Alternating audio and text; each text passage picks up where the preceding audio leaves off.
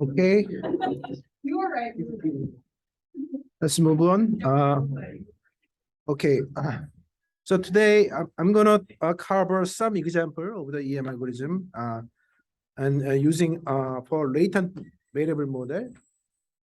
So latent variable is the variable that's always missing, but it's very helpful in describing the structure in the data, and so it's very popular in applied statistical problems. So one example is the mixture model. So you have a group variable Z, group indicator variable, say male, female. Okay. So in your data, if you know male and female information, then you will just do analysis, right? But suppose that male, female information is missing. So your data set does not contain the variable. Then the distribution of the height, right? So and then suppose y is the height. Then the distribution of height in the male and female will be different, but you don't know which one is which, right? So then it'll be more like a bimodal distribution. So that's actually a mixture model. So then the density, so the marginal density of your data actually should be red color. So pi is also unknown, and so this is the marginal density, and you can see it's not really easy to maximize, right? I mean, so but EM algorithm is turns out to be very useful. So now, so we have a model marginal distribution of Z and then conditional distribution of Y given Z. So you have a joint. So your joint is a marginal and conditional. Okay. So this is your marginal, right? So this is your marginal. And this is your conditional.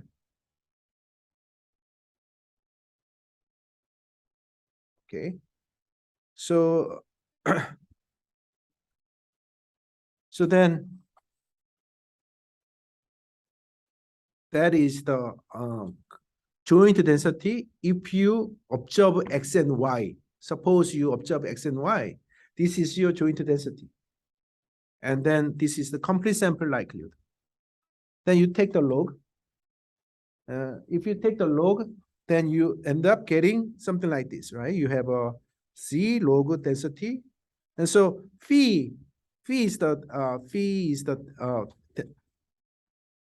density function with the normal mu and sigma square. So this is so then you can see that this is a linear in Zi. So if you view it as a function of Zi, it's just a linear function. And now if you want to apply the EM algorithm, you need to compute the Q term. Q is what? Q theta given theta t is expectation of the log complete L complete theta given data, right? Data and parameter. So that is this one. So then in the conditional expectation, so in the conditional expectation here is a conditional distribution of the missing given observed. And here the missing is Z, right? Observed is Y. So it's really about computing the conditional expectation of the Z given Y. So conditional expectation of Z given Y, here Z is binary 0 and 1.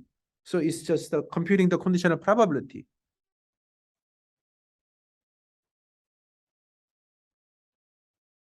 Right? Conditional probability.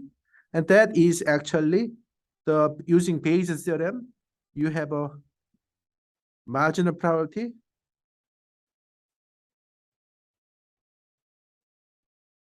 and then divided by, so you have joint probability divided by the marginal density, which is the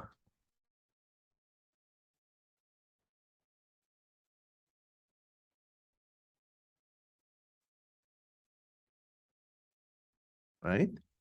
So that is this one.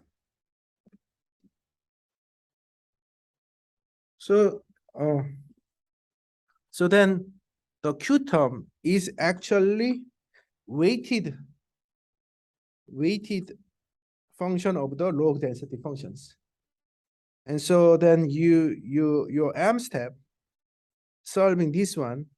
So if you, for each individual parameter, it's very easy to maximize for each one. The only thing is now you have a weight. Okay. So for example, this is a log density of the Gaussian function. And so the finding the maximum maximizer is fairly easy. Just the only difference is that you now have a weight. Okay. So then the solution will be something like a weighted average of the observation, where the weight actually is the conditional probability of the group given the observation. Okay. So that's very reasonable. And so EM algorithm is particularly useful tool for handling a mixture model. Okay. So you can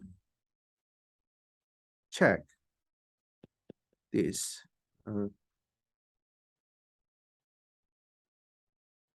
And then we can actually consider extension. So suppose you have so previously we have only two groups, Z equal 1 and right 0. And now we can actually generalize it, multi-class problem. So we have a K classes. Okay.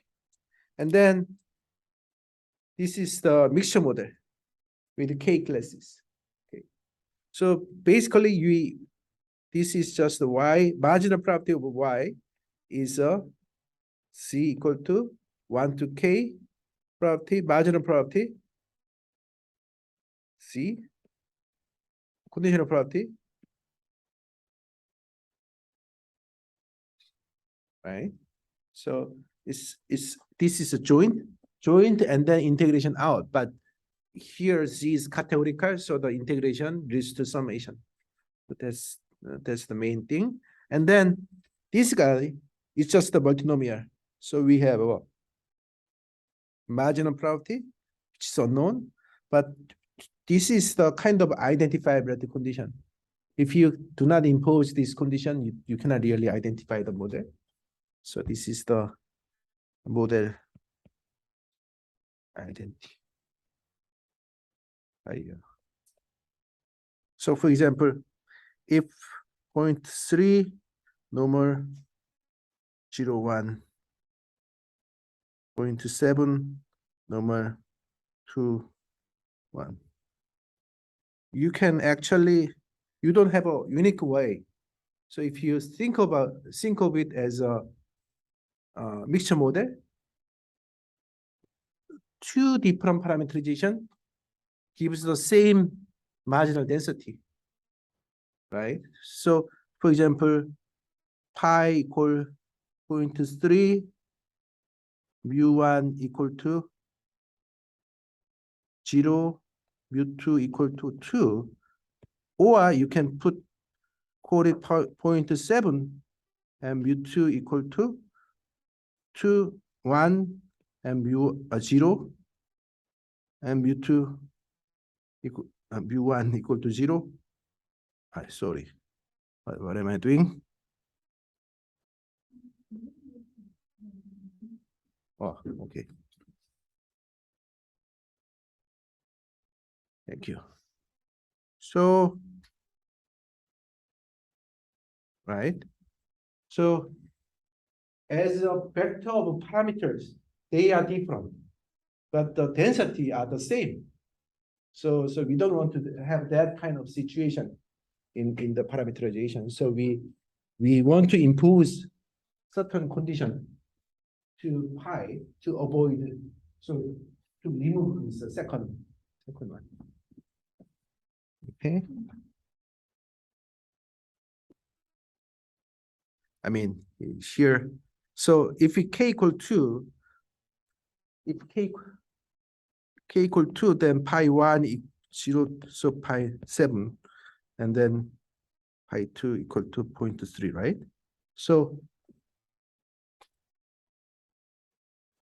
this, if k equal 2 with these two parameters gives the same distribution, but this as a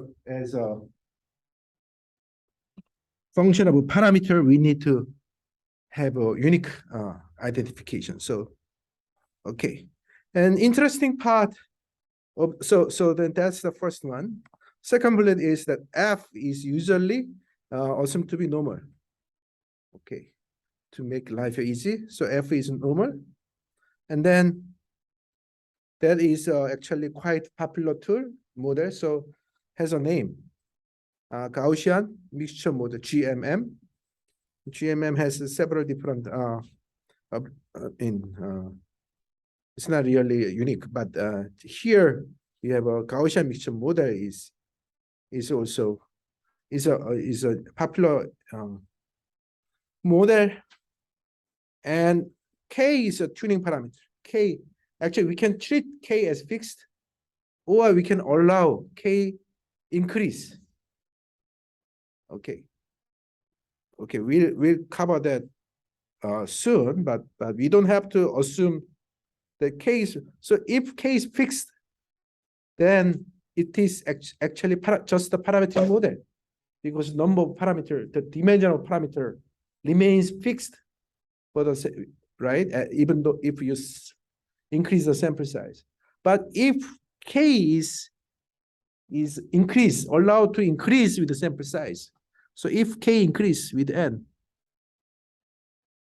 then that means you are saying that if you have a lot of sample, then you may have more mixture component.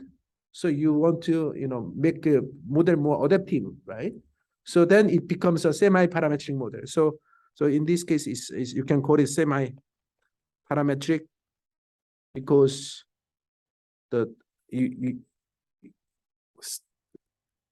parametric model means the dimension p fixed. Okay, so this is more like a more adaptive, flexible model. But anyway, for given k, we can discuss parameter estimation using EM algorithm.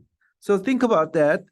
We already studied this EM step for k equal 2, and now for general k, we can apply the same idea.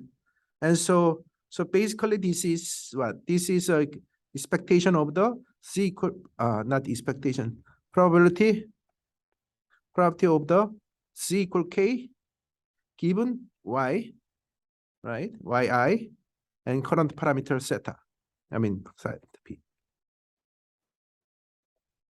And then you can see that we have a base there. So this is actually closely related to k-means clustering.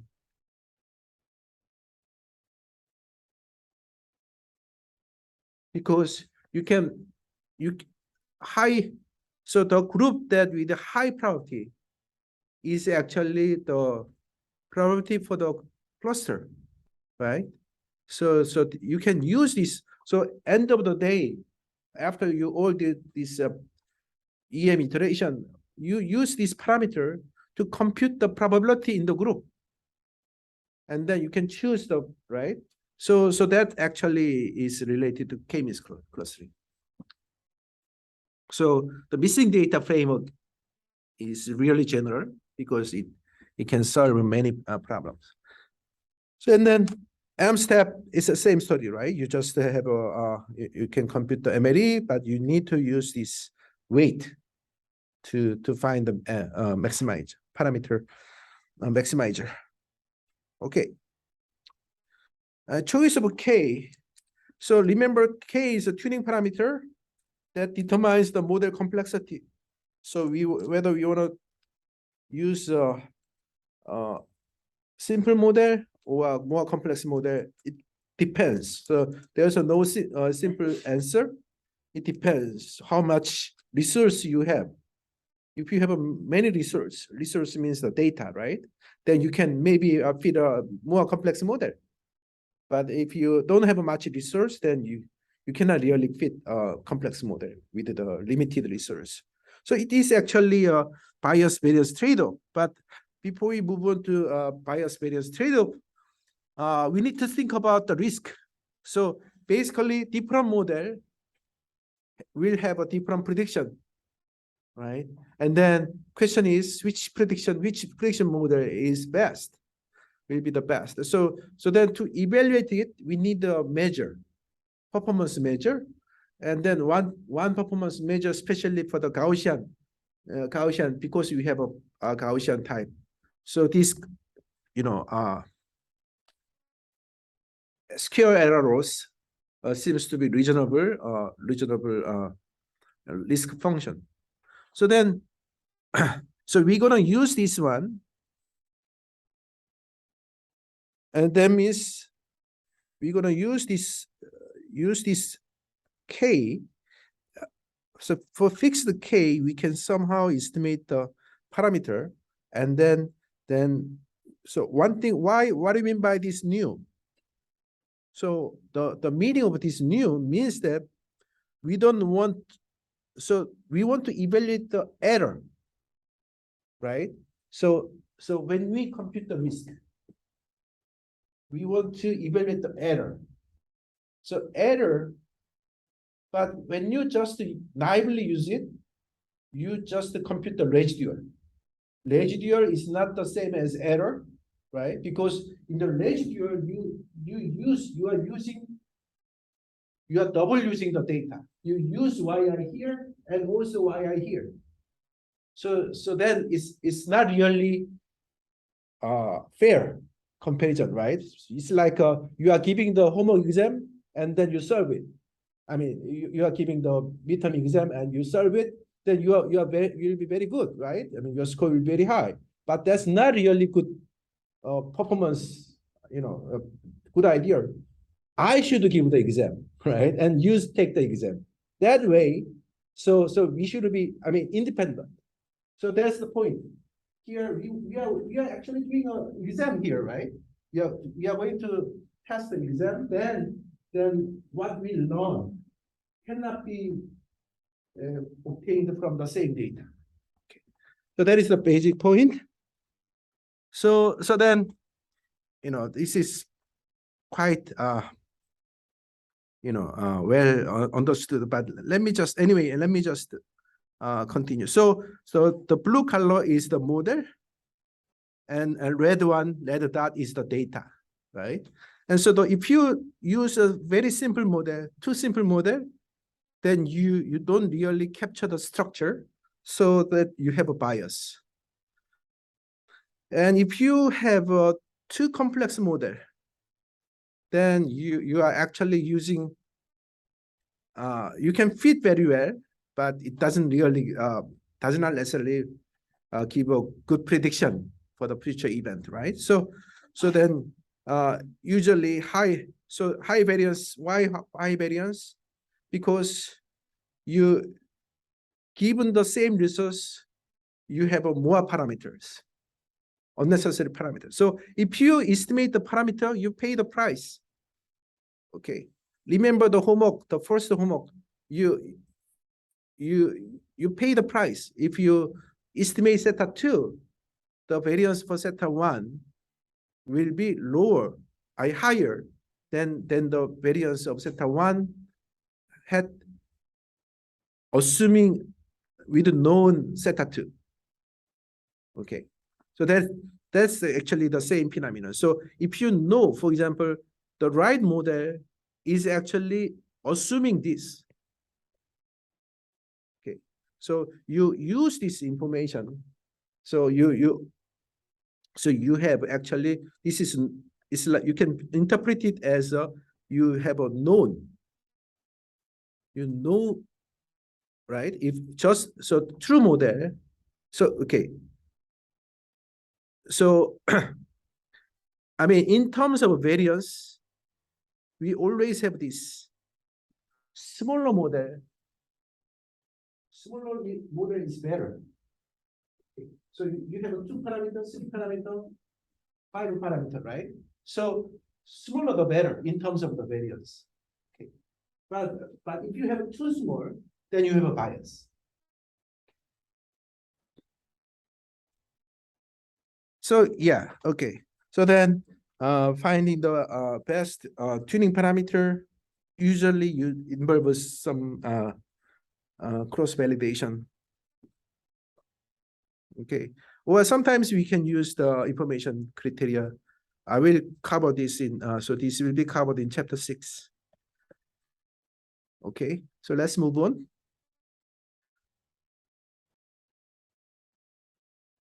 So to introduce, I mean, there's many ways to motivate this random model, but one thing I found interesting is using this James Stein estimation.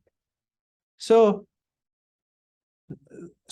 Stein is a professor at I think UC Berkeley or Stanford. Anyway, and then James is his PhD student. And then they have a conference, annual conference, Berkeley Symposium conference, something like that. And they just present it in a conference, and that really shocked the statistical community, because the model, I mean, here's the model. Okay. Here's the model. And sigma is known. Okay. And then n is reasonable. N can be any greater than 3. So it can be anything. And you, from here, from this data, you can have MLE. And suppose you have MLE. You can have MLE. And then this estimator is better. So you have something better than MLE. Uniformly. Okay. So that is actually quite shocking. And here's a very interesting example. So theoretically, okay, maybe so you may wonder what it actually means. And this is a really interesting example. So this is the data set of the baseball Major League 1970 Major League baseball player, 18 players. Okay, so we have 18 baseball player data. So they have a season, right? From so one season, and then the MLE is based on their first 9 event. Okay. So you have an initial, each player, right? For each player, I don't know how to. So each player, right? How many? 9, right? 9 hitters, right? So and then take turns, and so as time go by, I mean, you have a several games. Then some point will, so the data actually keep increasing, right? If you think about that, data keep increasing as you have more games, and then in the middle of, at some point, each one has 90 bets, 90 swings. Okay, so then actually not swings, I don't know, anyway. So 90 is just the initial first 90, and then true means what? True is the final result, end of the game, end of the season. Okay, so it's like you can see that it's like a homework. Suppose I give homework every week, okay? And in the end, right, after the final, I got the final score. But we can use the first 5 homeworks to compute your performance, right? So that's more like this. So that is the MLE. Okay. Based on the initial 90 observation. Okay. That is the final truth. Okay. And that is the, so you can see that this guy is very worst, right? It's still worst, but not really that bad, right? In the end of the day. So actually the initial 90 point seems to be a good predictor of their performance, but what is the so actually here's my explanation. Okay.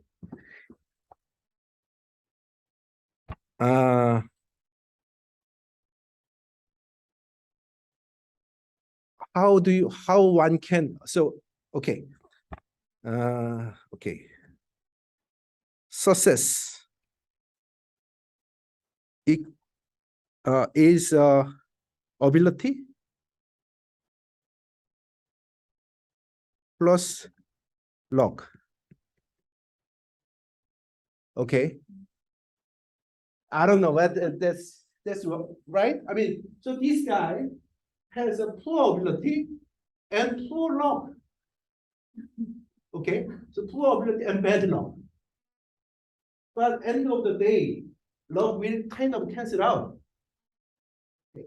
And this guy, well, this guy is really good anyway. Oh no, actually, this guy is actually comes to here. So this guy is good ability and really good luck in the very first season, part of the season, and then end of the day, his luck cancels out, and so his ability is just here. So he's not really top, but he looks like top, right? So that is actually one. So basically, James Stein is kind of doing shrinking, right? So basically, when we don't really look, so I think their approach is essentially, I don't know, I mean, so this one is interesting. Really, if you look at the formula for James Stein estimator, what they do, so if B equal 1,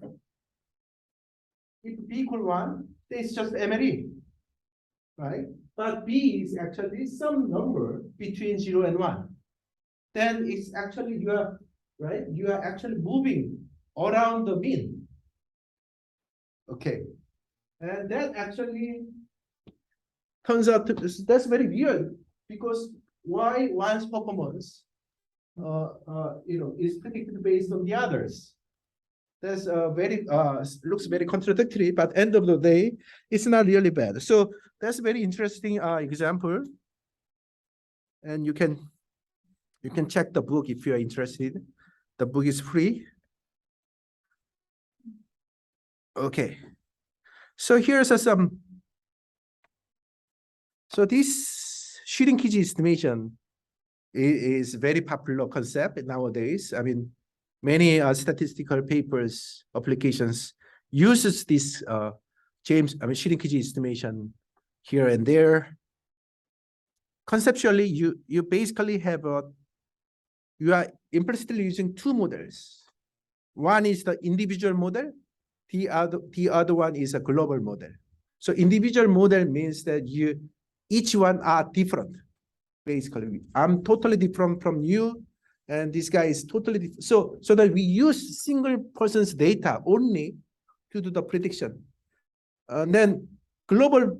So then, what is the other extreme? The other extreme is the global model, right? We are all the same. So assumes that we are all the same. So then basically just to use the average. That's too simple, right? To probably too unrealistic, but the truth is actually lies between the two. That is the interesting point. And then Bayesians are quite excited about this phenomenon because actually it has a good Bayesian interpretation. So basically the prior information is that the true mean, so the individual, so yeah, so the individual mean actually comes from the same hyper prior distribution. Okay. And so this, I'm sure this you guys probably see this this before, but let me just briefly show you the justification. So we are interested in computing the posterior, right? Posterior, and posterior is prior times the density likelihood. And so, but both are normal. Okay, so normal is easy. So you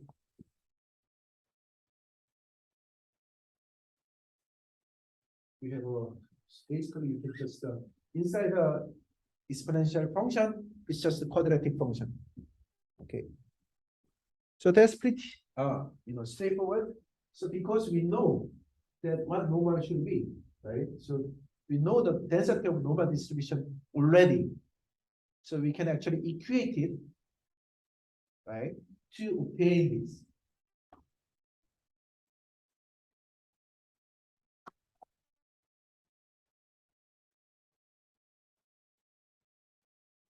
Okay.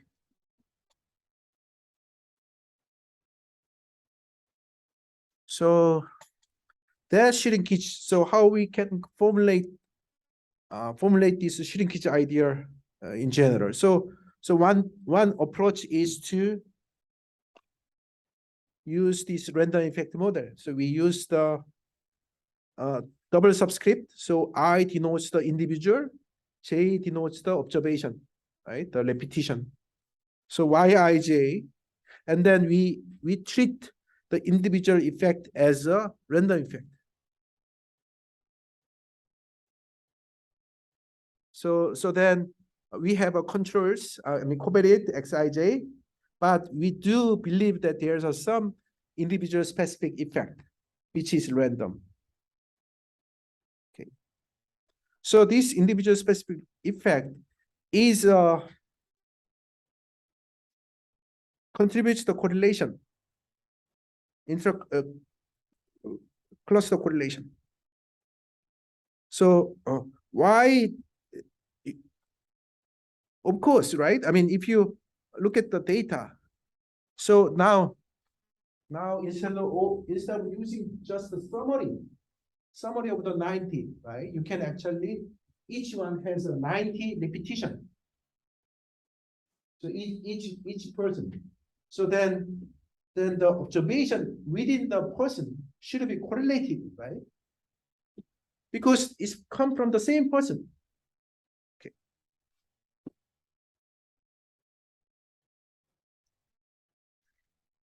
Okay. And then this random effect model is really popular tool. And so AI is never observed, which is latent. So, okay. And in the linear model case, normal case, actually we can actually simplify using some marginal model expression. So marginal model means that we just view these two errors, right? AI. So these two errors, we have a two error component. One is the individual component, and the other one is a pure white noise. So then this error term should have a structure. So then we can actually build a covariance structure. So they are uncorrelated across different person, right? So and then I could say we have so then what does that mean? So basically there's a correlation.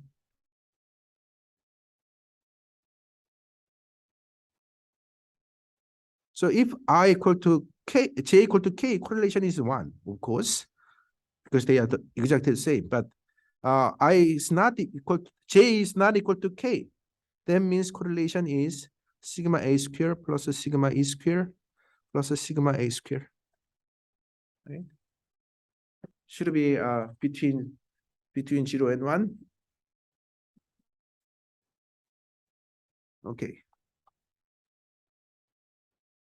So we have basically two different expression for the same concept. So generally speaking, two-level models has two different forms. So conditional model approach and marginal model approach. Conditional model approach, we use level 1, level 2, things like that. So that basically means you suppose, okay. So suppose I is city, okay, and then location, and then J is an individual, and then suppose we are measuring some kind of cancer rate, something like that. Okay. So what would be the X? X could be individuals practice, right? I mean, like do you smoke, right? How old are you? Do you smoke? And how much do you drink every for week and something like that. So this kind of individual level information should explain some certain level of the individual's health status, right? But also people in the same community should be subject to the other factors like air quality, right? Air quality or water quality, environmental quality. So these environmental factors, you cannot really measure every component of the in environmental air, right? Environmental quality to the model, right? But you know that those people in the same area, in the same location, should be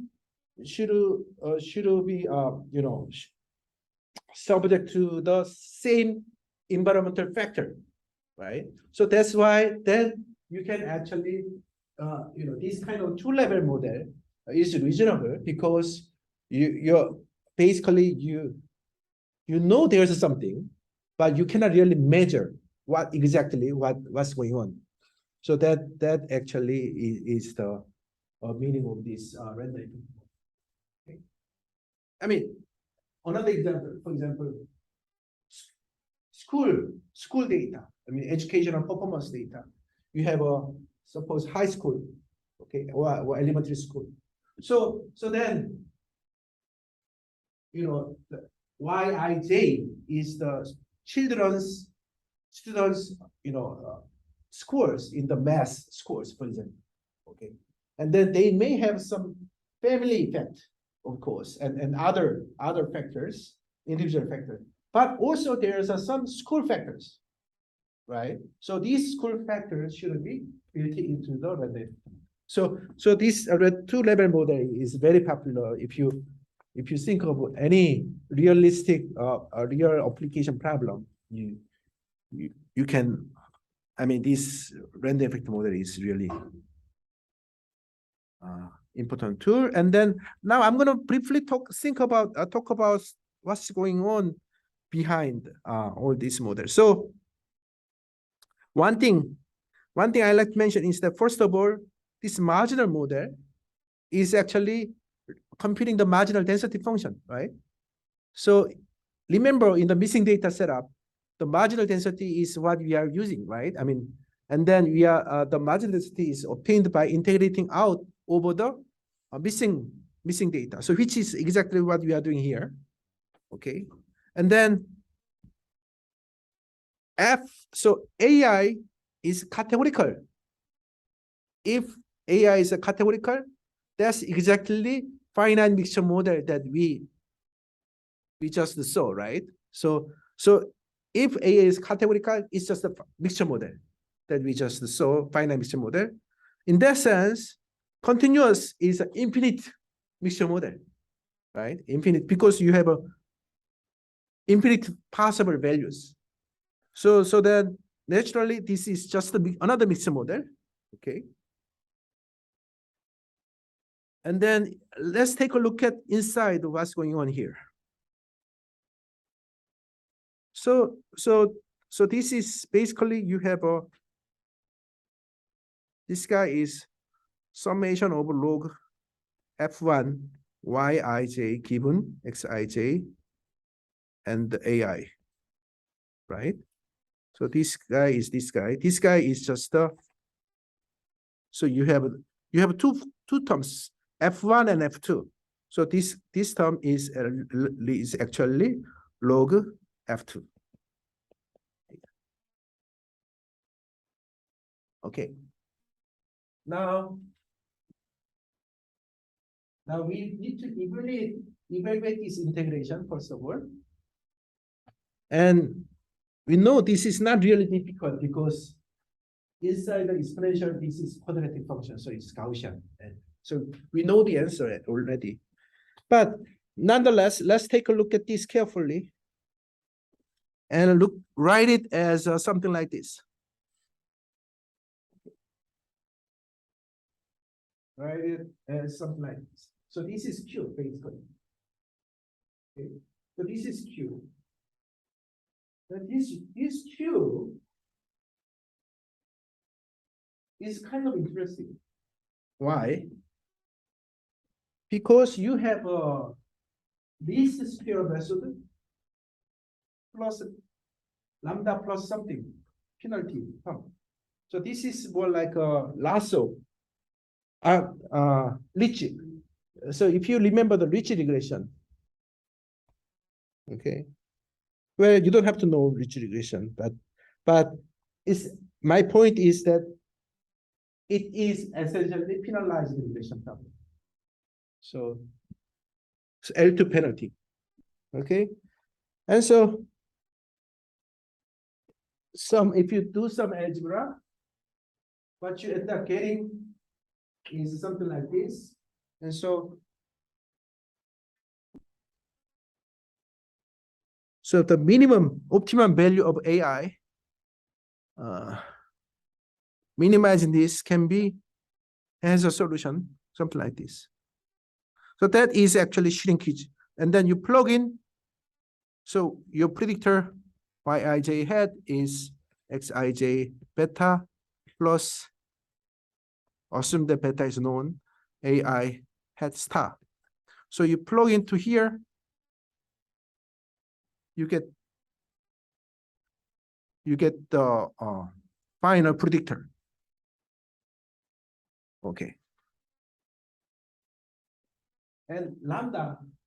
So as I say, lambda here. So remember what is lambda, by the way?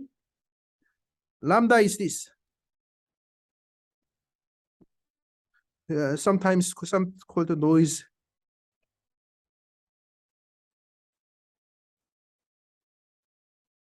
signal ratio. Sigma E is just a pure noise, white noise, right? It's individual effect, and AI is a group effect. I mean, so you can, so this is a more like a tuning parameter.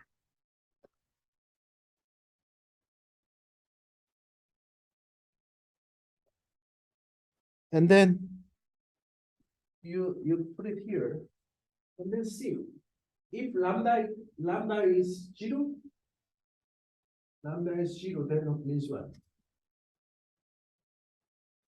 That means this is one, and so then you actually have an intercept, individual, eye level intercept. So it's like you are treating AI as a fixed effect, and so you can actually, right, in this model, you can actually treat AI fixed and fit the model, right, regression model. And so just put the indicator functions of the group and do the analysis, then this is what you would get.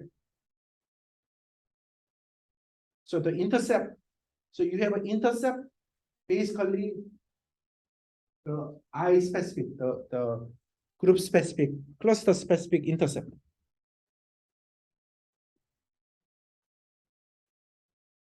One of the extreme is lambda goes to infinity. You basically have a AI head style will be zero, identical to zero. That means you assume no random effect. Okay, no cross, so totally independent. So that is actually kind of trade-off between the fidelity to the data and the smoothness of the solution. So this is more smooth, right? This is smooth. Smooth is, you cannot be more smoother than this. I mean, but it could be biased. And this one, you actually, fit each. So you take into account every clusters, but you don't have you may lose efficiency, right? So you have too many parameters. So because you actually estimate all the individuals, suppose you have 100 clusters, and then you basically have 100 intercept. So that's too much, right? So that's the concept. So how to find lambda is one of the key problem. But let me move on. So now, so far the prediction, we just assume the parameters are known and try to understand the meaning. And now, I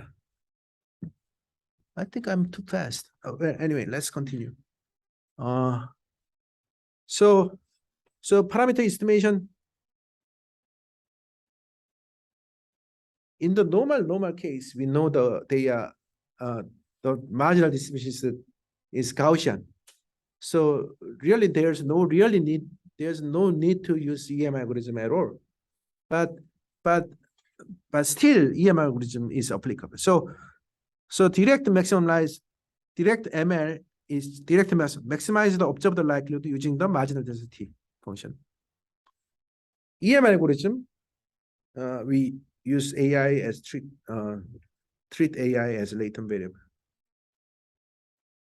And now we have two parameters. This is a level 1 model parameter. This is a level 2 model parameter, which is actually sigma A square, level 2 model.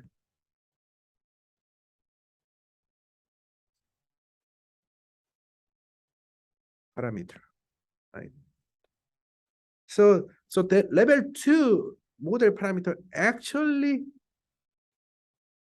is actually, if you, okay, so if you view this one, right? I mean, if you look at,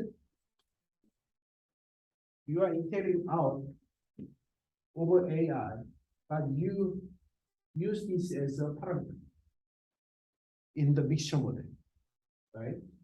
So then if this is actually AI square is infinity.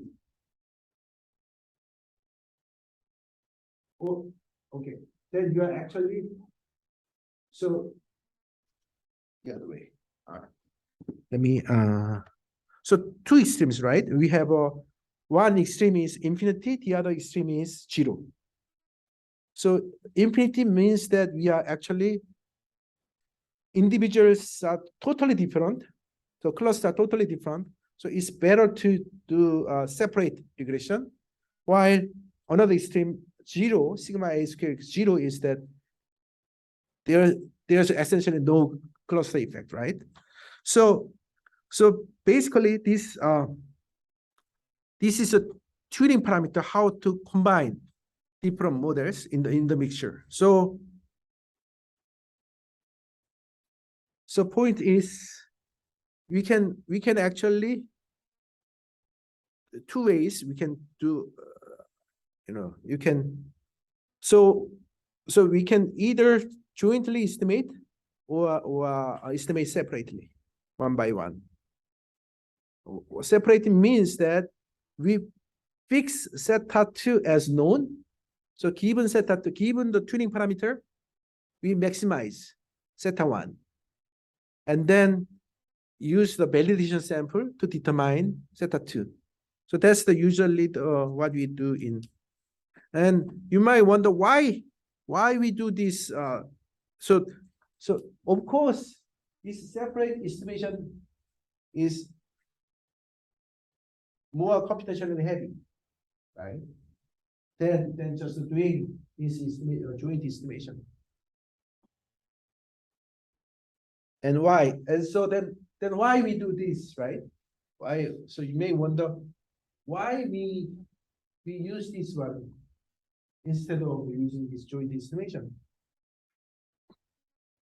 That, of course, is because it's better. Okay, so if you estimate all the parameters jointly, then you pay the price. Okay, so for example,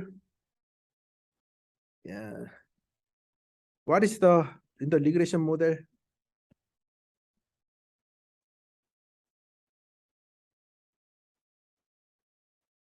What is the MLE?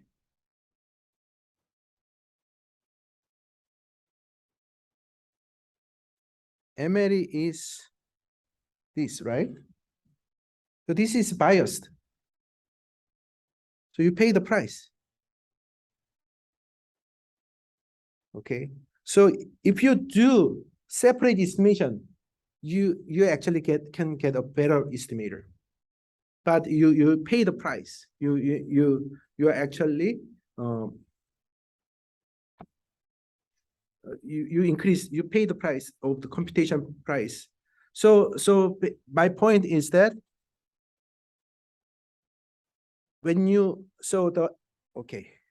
this is a little bit, so when you estimate these two, then estimating one parameter interferes the estimation of the other parameter, and so usually it's better to maximize one. So then question is, so but then the problem is that this one is not really a likelihood. You know, profile. So plug-in estimator does not make your profile density as a true density. So there's some fundamental issue, but this is, and so one simple way to avoid all this problem is to do this separate estimation. Okay, so if you do separate estimation, so basically you don't want to, so you want to separate out estimation of zeta 1 interferes with the estimation of zeta 2. Yeah. So why is the problem to use the profile like this? Okay. So this is a little bit more than what beyond the discourse, but that is actually very fundamentally important problem. So you have for example, you have a density function, right? Density function, say yi, zeta 1 and zeta 2. You want to maximize it.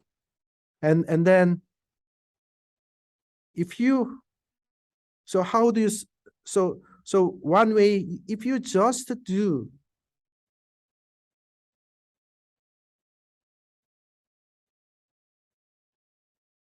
Okay, if you just do this way, the problem is that the integration of this guy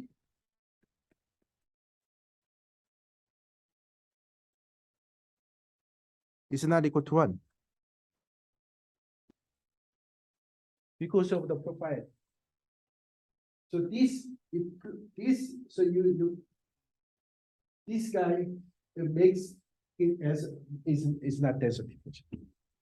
So then how you basically recover? So basically, what you really want to do. So this is not really good. So you have a basically this one approach, you get this one. Right? You plug in beta hat and maximize over sigma, you get this one. Okay. And then you know that this one is biased. So then really, if you are only interested in estimating sigma square, then how you get rid of the beta, this noises parameter of beta? That is the key problem, one of the important problem. And so, and that's that. So you need, so question is, what is the really the marginal likelihood function? That's the something. So I'm going to explain a little bit on the Laplace approximation later to explain this concept. But okay. So regarding that, so I can understand that for each step, if I fix, let's say beta, then the sigma hat square will be a biased estimate. So that's something bad. Right. But if we actually do this, the maximizing the profile likelihood at the end, will it matter like computationally, because we have an objective function which is a function of theta 1 and theta 2, okay? And we did the profile likelihood approach. So at the end result, it won't matter, right? Because if the surface is smooth enough, it will converge to the actual, let's say, global maximum. But at each step, it will be a problem because it's a basket. So my concern is that I can understand that at each step there will be a bias estimation, but at the end it won't matter, because if the computational power enables us to do the profile likelihood maximization, then it won't be a problem, right? I'm not sure I understand your question. So are you saying even if we get biased estimator, it's okay? So we are getting biased estimate at each step. Okay. So, I mean, for each theta 1, if we fix theta 1, then theta 2 hat theta 1 is a biased estimate. Okay. That is fine. But then if I do for, let's say, all theta 1 and actually find the maximum of the profile likelihood, then we actually get the global maximum. Well, usually the issue is, so if you're using the same data twice, then you'll be in trouble. So that's why we use cross validation. So we use one training data. So we use one data to estimate one parameter and the other one to estimate the other parameter. That is the basically behind all this. And usually this is probably beyond what beyond my this class, but here we have a set of 1 and set of 2. I mean, even in this simple example, the 9 MLE is biased. And then there's like a Remmer. So if you do Remmer is doing adjustment of this effect to get unbiased estimation. Okay, well, so that basically, so that's actually quite key problem in, and so, well, we'll move on to Laplace approximation because I'm gonna explain it soon.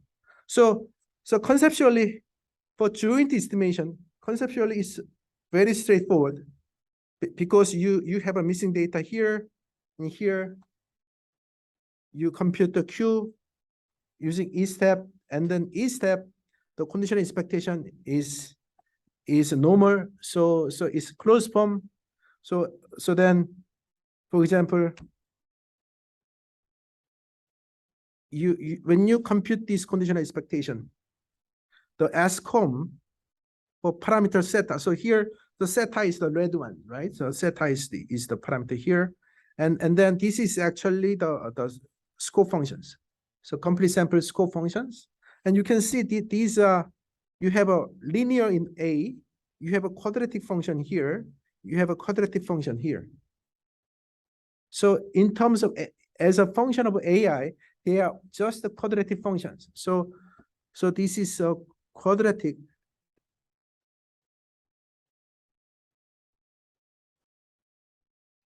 So you have a quadratic function of AI unknown, and then taking the conditional expectation. So and then the distribution here is normal.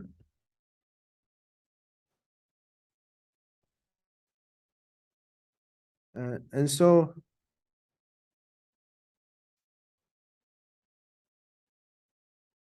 that means what? That means you can obtain the closed form of the conditional expectation, right? In fact, the conditional distribution you can obtain easily see something like this. So basically, you have a model given A, right? That is F1. And you have another model, it's more like a Bayesian prior, and then use that to obtain posterior, right? So this is again, this is exponential function of the quadratic function of the AI, and this is the exponential function of the quadratic function of AI. So we can use the same. Okay, right. Remember the equation 2, proof of 2.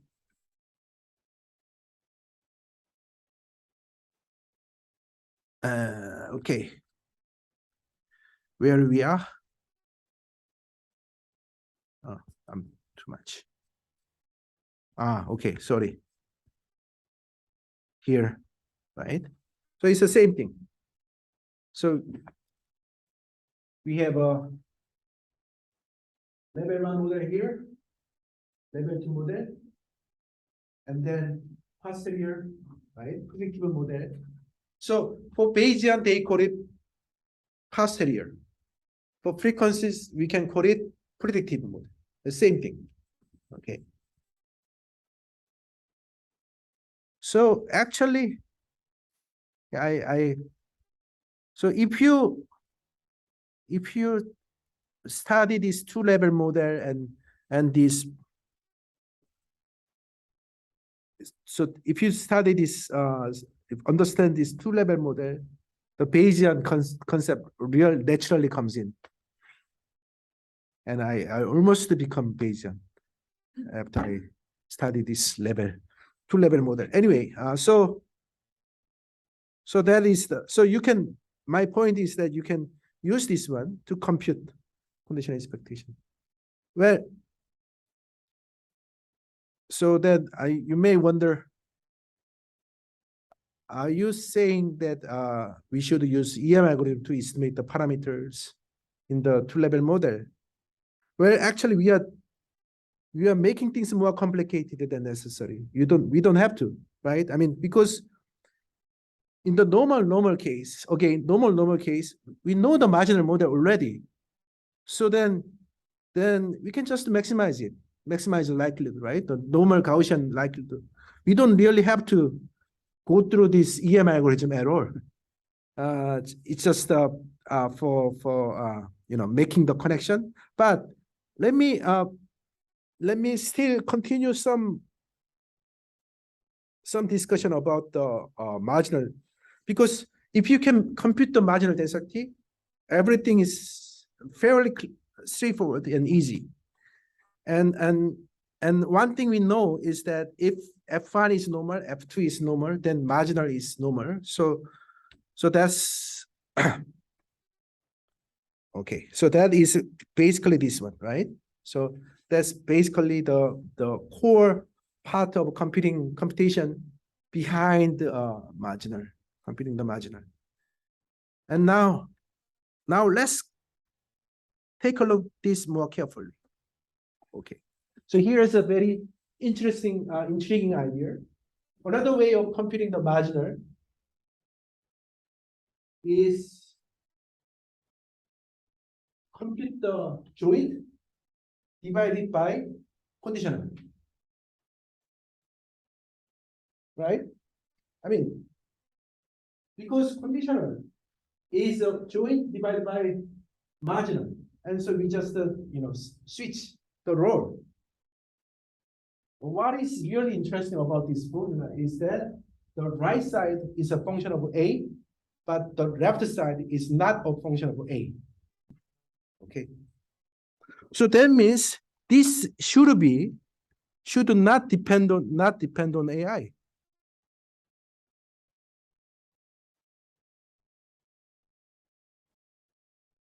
That is the very weird. So that means if you take the log and do this, and then you get this one, right? You get this one and this one and this one, and then basically what this implies is that you view it as an equation for AI and make sure to find AI hat and VI such that AI cancels out.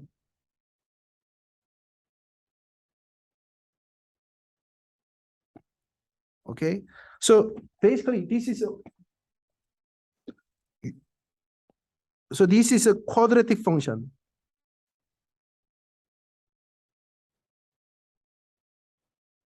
Of AI. This is another quadratic function of AI, right? But after this algebra, they should cancel this. They should cancel. And then should not depend on AI. So that actually gives you an idea of what it should be the right AI hat and VI stop to cancel this out. Okay. And actually this idea actually is applicable. So now this idea actually applicable when F1, either F1 or F2 is not Gaussian. Okay. So even if they are not Gaussian, the equality itself should be true. This relationship should be true, even if F1 is F2 is not Gaussian. But then the marginal density will be just integral, so it's more complicated. So, but now the idea is that, okay, how about we still use the Gaussian in the denominator? Why don't we just use this one? So basically we approximate the conditional as a Gaussian distribution. Okay. And then the right side is a function of AI. So we insert AI equal to AI hat. So we insert AI equal to AI hat stop. Then this one is just one. So then we basically this guy becomes this because the denominator is just 1 over square root of this guy. So then you actually get a computing. So remember, what is this originally? This guy is exactly originally this one. Okay, so this one is exactly by definition this guy, and then you get approximation. Okay, but so then if you look at this, that means you actually compute some kind of a mode here, plug in, and get rid of the integration, and then compute the VI, square root of VI, square root of VI. That is called Laplace approximation. So Laplace approximation is a very simple, powerful formula for approximating the integral without using the integration. So the idea is use Gaussian approximation in the conditional distribution, and then so then why this is useful? Because you can maximize this. So this is all function of unknown parameter. This is the observation, right? You observe everything. So you have observation of xi, yi observe, ai hat you observe up to parameter. So you can actually write down this as a function of unknown parameter, and then you just maximize. So you can use it as the so this marginal density function can be used to compute the observed likelihood and compute the maximizer. That is your approximate MLE based on Laplace approximation. So this is actually quite popular tool, because when you have this, you don't know the Gaussian. I mean, so unless you have a F1 normal situation, usually the integration is not really easy. So then this Laplace approximation is more like a standard approximation tool for computing the marginal density function. Okay, I think that's all. By the way, I found that homework problem is too difficult. So I'm checking it. So if I can solve it by today, then I'm sure you guys can solve it. So, but if I cannot really solve it by today, I may have to change, remove some really hard problem.